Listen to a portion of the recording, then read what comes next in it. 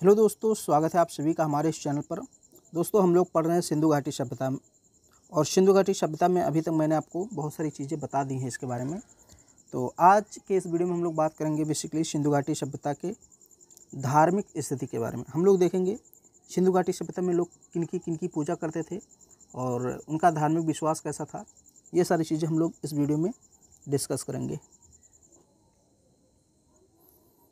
मोहरों, मृण मूर्तियाँ, मृदभांड और ताम्र पट्टिकाओं से हड़प्पा वासियों के धार्मिक जीवन का अनुमान मिलता है। अब एक चीज़ आप समझ लीजिए, कोई भी धर्म, कोई भी, चाहे हिंदू धर्म, मुस्लिम धर्म या ईसाई धर्म, सिख धर्म, हर एक धर्म के दो पहलू होते हैं।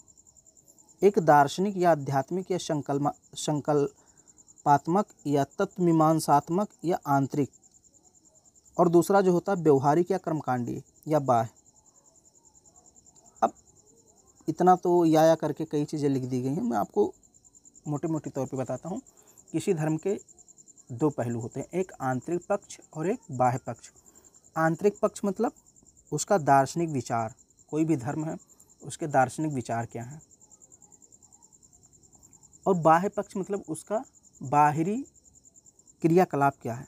जैसे हिंदू धर्म, पुराणों में जो चीज़ें लिखी गई हैं, जो ग्रंथों में लिखी गई हैं अच्छी अच्छी बातें, वो दार्शनिक पक्ष है।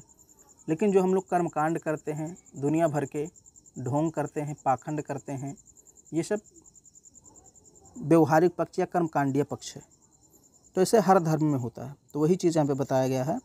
धर्म के दार्शनिक पहलू का ज्ञान, ये देखिए, लेखन कला से होता है।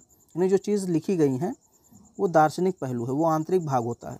और बाह्य रूप का ज्ञान भौतिक अवशेषों से होता है। अब देखिए, हड़प्पा लिपि का वाचन न हो पाने के कारण धर्म के दार्शनिक पहलू के विषय में जानकारी नहीं हो पाती है। हड़प्पा सभ्यता की जो लिपि हमको प्राप्त हुई है, हम लोग आगे पढ़ेंगे लिपि के बारे में, तो उस लिपि का वाचन नहीं हो पाया, उसको हम लोग पढ़ नहीं पाए हैं। इस कारण हम लोग को बहुत अच्छे से जानकारी नहीं प्राप्त होती है धर्म के दार्शनिक पहलू के बारे में। यानी धर्म का जो अंदरूनी पक्ष है उसके बारे में हमें अच्छे से जानकारी नहीं प्राप्त होती, क्योंकि भाई दार्शनिक पक्ष जानने के लिए लेखन कला पे ध्यान देना होगा, और लेखन को हम पढ़ ही नहीं पाए तो हम दार्शनिक पक्ष भी नहीं जान पाएंगे। यद्यपि भौतिक अवशेषों की प्रचुरता के विश्लेषण से धर्म के बाह्य रूप का ज्ञान मोटे तौर पर होता है। तो दूसरा पक्ष जो है, व्यवहारिक पक्ष या भौतिक पक्ष, उसका ज्ञान हम लोग को होता है। हड़प्पा सभ्यता के लोग मुख्य रूप से एक पुरुष देव और एक स्त्री देवी की पूजा करते थे। इस तरह हम द्वंद्वात्मक धर्म के विकास की कल्पना कर सकते हैं। अब किनकी पूजा करते हैं इसको देख लेते हैं। तो यहाँ के भौतिक अवशेषों की प्राप्ति के आधार पर कर्मकांडीय धर्म की निम्न विशेषताएं परिलक्षित होती हैं। जैसे एक पुरुष देव की पूजा, मातृ देवी की पूजा, पशुओं, प्राकृतिक, अर्धमानवीय या काल्पनिक जीवों की पूजा करते थे। वृक्ष पूजा होती थी। प्रस्तर यानी कि पत्थर के जैसे लिंग और योनि की पूजा होती थी। धूप दानों का पूजा होता था। तावीज़, तंत्र मंत्र, भूत प्रेत में विश्वास करते थे। योगाभ्यास भी करते थे। ये सब कर्मकांडीय पद्धति अपनाते थे सिंधु घाटी सभ्यता के लोग। आंतरिक पक्ष के बारे में जानकारी नहीं मिलती है। हम थोड़ा सा एक एक करके देख लेते हैं। जैसे मूर्ति पूजा की विश्वास करें, मूर्ति पूजा की बात करें तो सिंधु घाटी सभ्यता से मूर्ति पूजा की जानकारी मिलती है। हमें कुछ ऐसी मूर्तियाँ प्राप्त हुई हैं जिन पर काले रंग का निशान है। संभवतः इनके सामने कोई दीपक जैसी कोई वस्तु जलाने का साक्ष्य मिलता है। मैं काला रंग है, यानी कि भाई दीपक अगर जलाओगे तो चीज़ काली हो जाती है धीरे धीरे। ऐतिहासिक काल में प्रथम शताब्दी ईस्वी में कनिष्क के काल में मूर्ति पूजा की शुरुआत मानी जाती है। अगर हम ऐतिहासिक काल की बात करें तो मूर्ति पूजा की शुरुआत कहाँ से मानी जाती है? कनिष्क के काल से। और अगर हम लोग आदि ऐतिहासिक की बात करें तो सिंधु घाटी सभ्यता। जब मथुरा कला में सर्वप्रथम बैठी और खड़ी हुई मुद्रा में मूर्तियां निर्मित की गईं कनिष्क के शासनकाल में, यानी ये कुषाण शासक था, तो कुषाणों के समय में कहा जाता है मूर्ति पूजा का प्रारंभ हुआ। जबकि मूर्ति पूजा का प्रचलन गुप्त काल से माना जाता है। मूर्ति की शुरुआत जो है, ध्यान दीजिए, मूर्ति की शुरुआत मानी जाती है मथुरा कनिष्क के काल से, और मूर्ति पूजा का प्रचलन गुप्त काल से माना जाता है। दोनों में अंतर है। मूर्ति की शुरुआत यानी मूर्ति बननी कब शुरू हुई, तो कनिष्क के शासनकाल से, लेकिन पूजा कब शुरू हुई उसकी, गुप्त काल से, जबकि बड़े पैमाने पर मंदिर का निर्माण कर उनमें मूर्तियां स्थापित की गई। तो ये तो मैंने थोड़ा एक्स्ट्रा आपको बता दिया, ये सिंधु घाटी सभ्यता का नहीं है, तो इसको आप इग्नोर भी कर सकते हैं।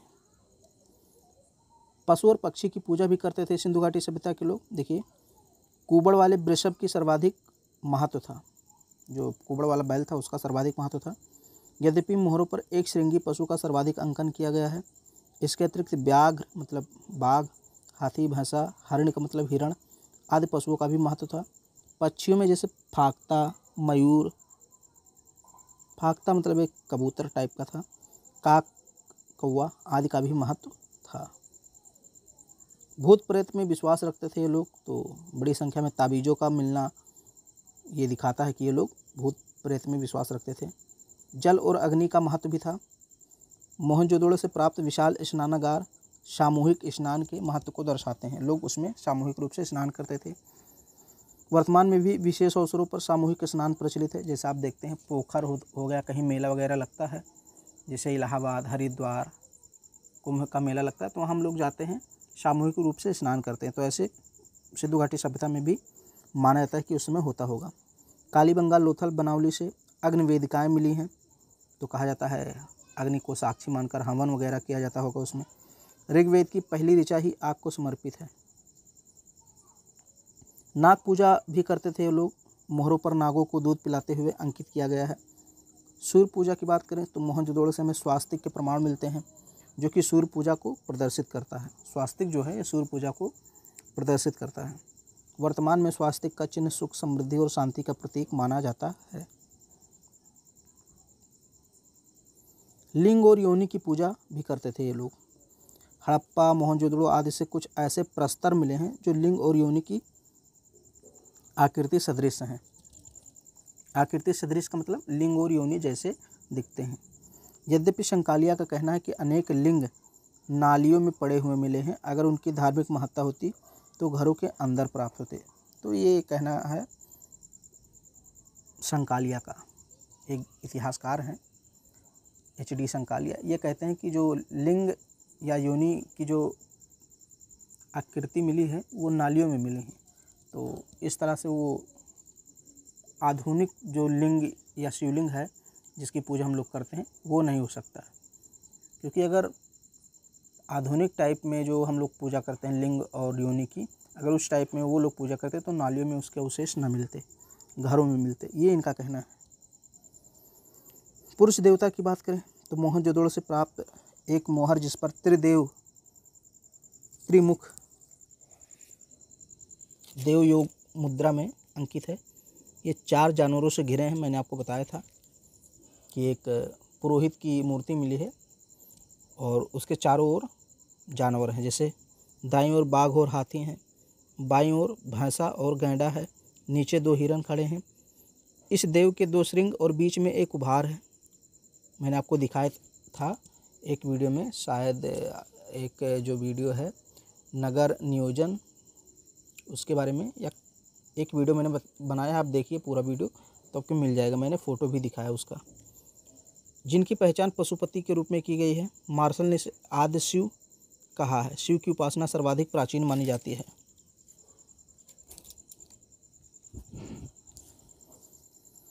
मातृ देवी की भी पूजा करते थे लोग।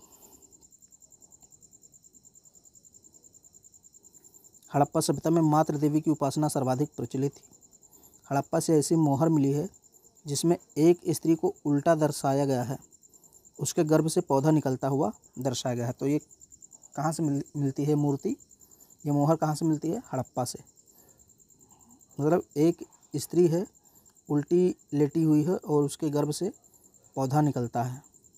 हड़प्पा के लोग धरती को उर्वरा शक्ति मानकर उसकी पूजा करते थे, जैसे मिस्र के लोग नील नदी को देवी आयरिस के रूप में पूजते थे। अब हम लोग देख लेते हैं थोड़ा सा यहाँ पे, या फिर इसको हम लोग अगले वीडियो में देखते हैं। कला और प्रौद्योगिकी जो है थोड़ा सा बड़ा है, थोड़ा सा, तो इसको हम लोग अगले वीडियो में देखते हैं। तो आज हम लोग धार्मिक स्थिति के बारे में पढ़े हैं। अगर वीडियो आपको पसंद आ रहा है तो उसको लाइक कर दीजिए, हमारे चैनल को सब्सक्राइब जरूर कीजिए और अपने सभी दोस्तों में शेयर कीजिए।